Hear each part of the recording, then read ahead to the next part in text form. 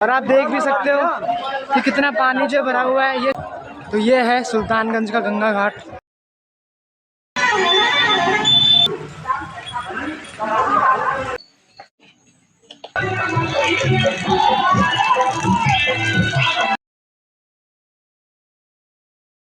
तो मैं पहुंच गया हूँ सुल्तानगंज और यहाँ पर दूर दूर तक आप लोग बोलबा मैंने भोले के बात दिखेंगे।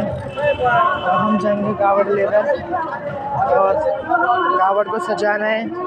फिर हम गंगा घाट जा कर के जल भर के निकलेंगे बाबा की पैदल कावड़ यात्रा। लेकिन उससे पहले अभी किसी दुकान में जा कर के कावड़ को सजाएंगे और थोड़ा फ्रेश होकर के फिर जाएंगे गंगा घाट पानी भरने, जल भरने, गंगा जल भरने और फिर वहाँ से निकलेंगे 108 किलोमीटर लंबी बाबा की पैदल कावड़ यात्रा पर। बोल बम। यहाँ दूर दूर तक आपको जो है केवल भोले बाबा की कावड़ की इन सब की दुकानें जो आपको दिख जाएगी। मोटा कह दिए देखो तो पूरा तेरे करने लगला। यहाँ पर जो है साथ ही में रुकने के लिए रेस्ट हाउस भी दे रखे हैं जगह जगह। तो अभी इन्हीं में से किसी एक रेस्ट हाउस में जा कर के हम लोग फ्रेश होंगे। उसके बाद फिर निकलेंगे बाबा की पैदल कावड़ यात्रा।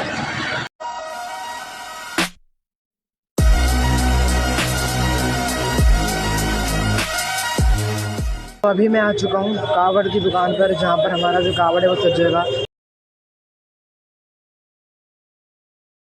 इसमें एक त्रिशूल लगा दीजिए इस साइड। इसमें 2 शंकर जी लगा दे क्या?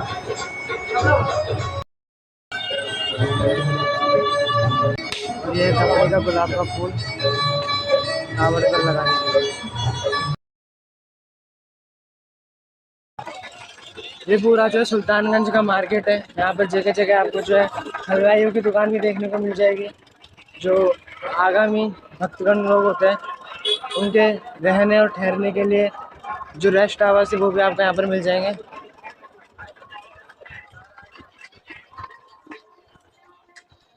और हर जगह साथ में जो दुकान है टी शर्ट की, बोलबम की टी शर्ट हो गई, कलश हो गए गंगा जल भरने के लिए, कावड़ हो गए, कावड़ सजाने की सारी व्यवस्था है जो है यहाँ पर चलने के लिए, कावड़ियों के चलने की जो व्यवस्था है वो सब भी आपको यहाँ पर मिल जाएगी। और ये वही चौराहा है जहाँ से हम निकलेंगे गंगा घाट की ओर। और ये सारे जो है कलश है जिसमें गंगा जल भरेंगे। सो फाइनली अब सारी तैयारी हो चुकी है पूरी और हम लोग निकल चुके हैं गंगा घाट के लिए, जो कि रेलवे स्टेशन से करीब 1-1.5 किलोमीटर जो है आगे पड़ता है। तो चलते हैं वहाँ पे स्नान करके गंगा जल भर के फिर चलते हैं बाबा की पैदल यात्रा में।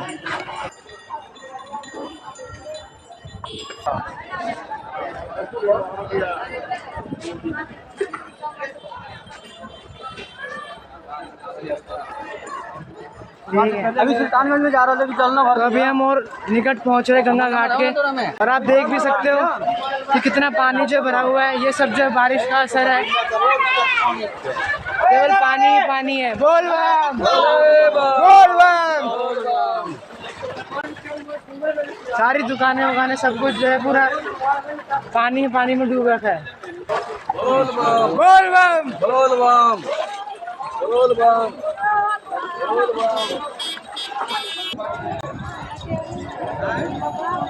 तो ये है सुल्तानगंज का गंगा घाट, जहाँ पर आप देख सकते हैं कि दूर दूर तक ही जो है बाबा के भक्तों की भीड़ उमड़ी हुई है।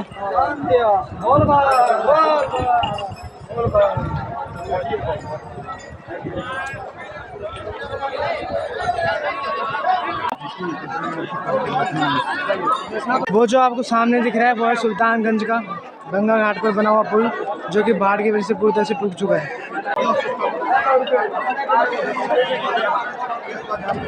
सारी तैयारी पूरी हो चुकी है, गंगा जल भी जो भर लिया है, संकल्प सब ले लिया है, परिक्रमा भी लगा ली है। तो अब बस निकलना है बाबा की यात्रा पर। बोल बम, बोल बम, बोल बम। तो फाइनली जिस यात्रा का इंतजार हमें इतने दिनों से था वो यात्रा शुरू हो चुकी है। सुल्तानगंज के गंगा घाट से गंगा जल भरने के बाद और संकल्प करने के बाद, गंगा मैया का आशीर्वाद लेने के बाद हम निकल चुके हैं बाबा भोलेनाथ को गंगा जल अर्पित करने। सावन महीना जो है ख़त्म होने को आ गया है और इसके बावजूद जो कांवड़िया भक्तों की भीड़ है वो कम होने का नाम नहीं ले रही है। ये दिखाती है कि हमारे देश में जो भक्ति है वो कितनी ज़्यादा है। देवघर की 108 किलोमीटर जो लंबी यात्रा है, यहाँ तक पहुँचने के लिए, इसे पूरा करने के लिए हमें कई जिलों से गुजरना पड़ेगा और तब जा कर के हम बाबा के दरबार में पहुँचेंगे, देवघर पहुँचेंगे और उनका आशीर्वाद प्राप्त कर पाएंगे। ये है किशनगंज पुलिया, जो सबसे पहला पड़ाव है बाबा की इस धार्मिक यात्रा का।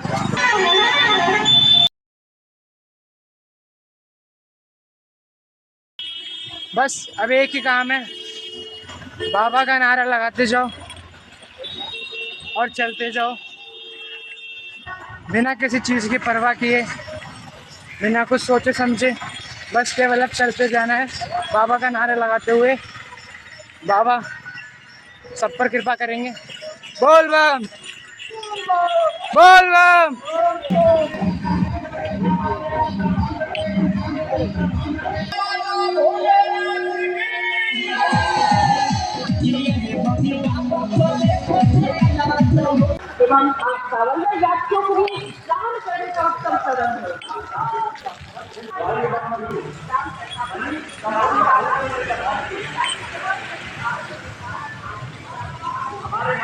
बोल बम, हर हर महादेव।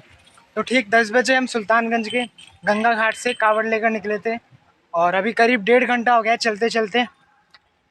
अभी 30-40 मिनट और चलेंगे और उसके बाद हम रुकेंगे थोड़ी देर आराम करने के लिए। अभी तो सुल्तानगंज की सीमा भी पार नहीं हुई है, तो अभी तो काफ़ी चलना है। पूरा दिन पड़ा है, रुक रुक के 4-4 किलोमीटर चल चल के इस रास्ते को भी तय कर लेंगे। बाबा की सब कृपा है।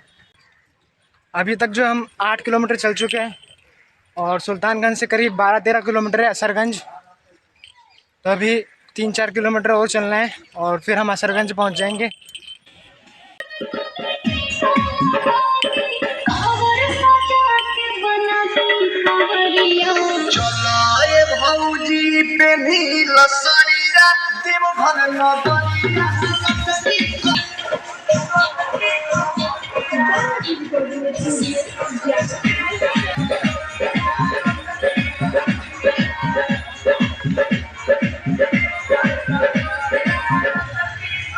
तो अब काफ़ी देर चलने के बाद हम रुक चुके हैं यहाँ पर, कम से कम 3-4 किलोमीटर चलने के बाद लगातार। अब हम रुक चुके हैं यहाँ पर थोड़ी देर आराम करने के लिए। और यहाँ पर अब देखते ठंडा पानी वानी पियेंगे, स्प्राइट जूस वूस पियेंगे और स्प्राइट जूस वूस। बोल बम। यहाँ आप देख सकते हैं काफ़ी अच्छी व्यवस्था जो है कावड़ियों के लिए की गई है। जगह जगह बैठने के लिए चौकी है, पंखे चल रहे हैं और खाने पीने के लिए भी काफ़ी कुछ है। तो अब तक का ये हमारा पहला ठहराव है, जहाँ पर हम कम से कम आधे घंटे के लिए रुकने वाले हैं।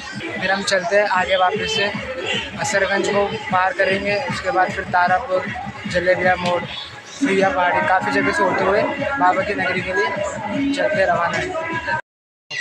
नाश्ते में हम लोग खाते हैं बिहार का प्रसिद्ध चूरा दही और उसके बाद वापस से बैठक लगा करके भोले बाबा से माफ़ी मांगते हैं और पुनः गंगा जल छिड़क करके निकल पड़ते हैं असरगंज के लिए। क्योंकि ये जो यात्रा है वो इतनी आसान नहीं होती है। इस यात्रा में आप जितनी बार भी रुकते हो, कहीं पर कावड़ को रखते हो या फिर खाना पीना खाते हो, नमक खाते हो, तो उतनी बार आपको जो स्नान करना पड़ता है और गंगा जल छिड़कने की जो प्रक्रिया है इसको दोहराना पड़ता है। और ये सामने जो आपको दिख रहे हैं डाक बम है, इनकी यात्रा जो होती है वो तो और भी कठिन होती है, क्योंकि डाक बम जो होते हैं इन्हें गंगा जल उठाने के बाद 24 घंटे जो होता है भागते रहना पड़ता है और 24 घंटे के अंदर जो इन्हें जल चढ़ाना होता है। ये आराम करने के लिए भी कहीं नहीं रुकते हैं, चलते चलते ही जो है फल फ्रूट खाते हुए जो है जाते हैं। सेवा व्यवस्था की गई है। बाबा भोलेनाथ से ये कामना करते हुए ये सेवा शिविर लगाया गया है।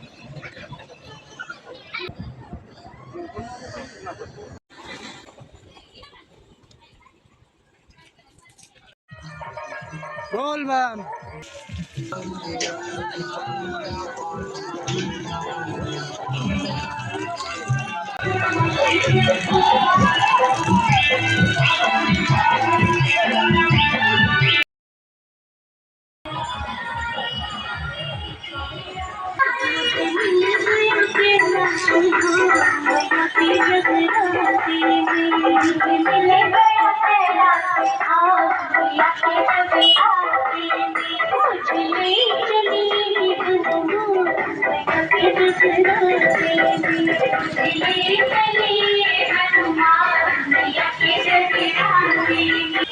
बोल बम बोल बम बोल बम बोल बम बोल बम का नारा है, बाबा एक सहारा है। बोल बम बोल बम बाबा नगरिया दूर है, जाना जरूर है, बाबा नगरिया दूर है। जाना जरूर है।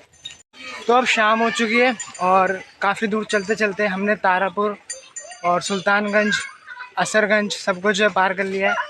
और हमारी अब जो मंजिल है वो है कुमरसार, क्योंकि जैसे जैसे हम मंजिल की ओर आगे बढ़ रहे हैं, भगवान जो है हमारी परीक्षा ले रहे हैं भोलेनाथ, और हमारे पैरों में जो है थोड़ी थोड़ी तकलीफ भी महसूस हो रही है। इसलिए हमारी पूरी कोशिश रहेगी कि आज पहले दिन जितना ज़्यादा चल सके उतना बढ़िया रहेगा, क्योंकि जैसे जैसे फिर दूसरा और तीसरा दिन आता है वैसे वैसे थोड़ा चलने में मुश्किल होती है। तो अब देखते हैं भोलेनाथ की कृपा बस हम पे बनी रहे, तो बुधवार तक अगले 2-3 दिन में बाबा को हम जल चढ़ा देंगे। गंगा जल के गगरिया बरसे छे रही रही बरखा बदरिया, बरसे छे रही रही बरखा बदरिया, कान्हा पर गंगा जल के गगरिया बरसे छे रही रही बरखा बदरिया।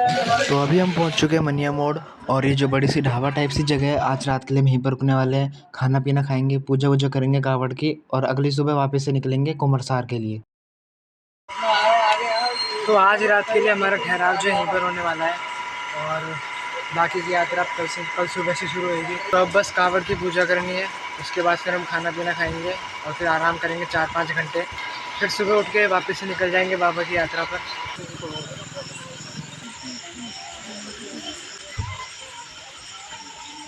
हाँ सर हो गया। हाँ सर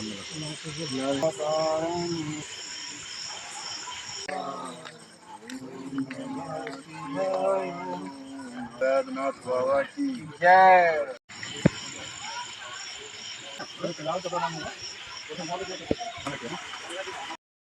रात के खाने में हम खाते हैं रोटी, 2 सब्जी, अचार और दाल। एक प्लेट का जो प्राइस होता है वो होता है 60 रुपये। अब मैं जा रहा हूँ सोने और मिलता हूँ आप सभी से सुबह कावड़ के साथ में।